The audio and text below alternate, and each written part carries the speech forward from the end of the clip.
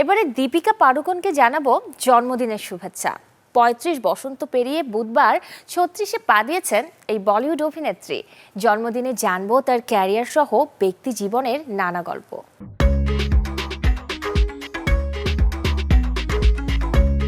একসময়কার জাতীয় পর্যায়ের ব্যাডমিন্টন খেলোয়াড় থেকে সর্বোচ্চ পারিশ্রমিক নেয়া ভারতীয় অভিনেত্রীদের একজন ইন্দিরা নগর কি গুন্ডি।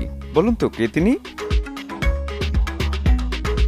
তিনি দীপিকা পাড়ুকোন, যার জন্ম ডেনমার্কের কোপেনহেগেনে হলেও শৈশব কেটেছে ভারতের বেঙ্গালুরুতে।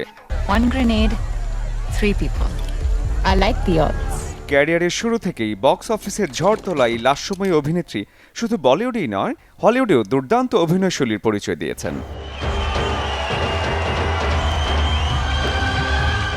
ওম শান্তি ওম দিয়ে বলিউড চৌকাঠ মারিয়েই জিতে নেন ফিল্মফেয়ার। সাবলীল অভিনয়, অনন্য সৌন্দর্য আর ফ্যাশন সচেতনতায় দীপিকা এখন হালের ক্রেজ। বাচনা এ হাসিনো, লাভ আজকাল, ককটেল আর চেন্নাই এক্সপ্রেসের মতো দুর্দান্ত সব ছবির পাশাপাশি দুনিয়া জুড়ে প্রশংসা কুড়িয়েছেন পদ্মাবত দিয়ে।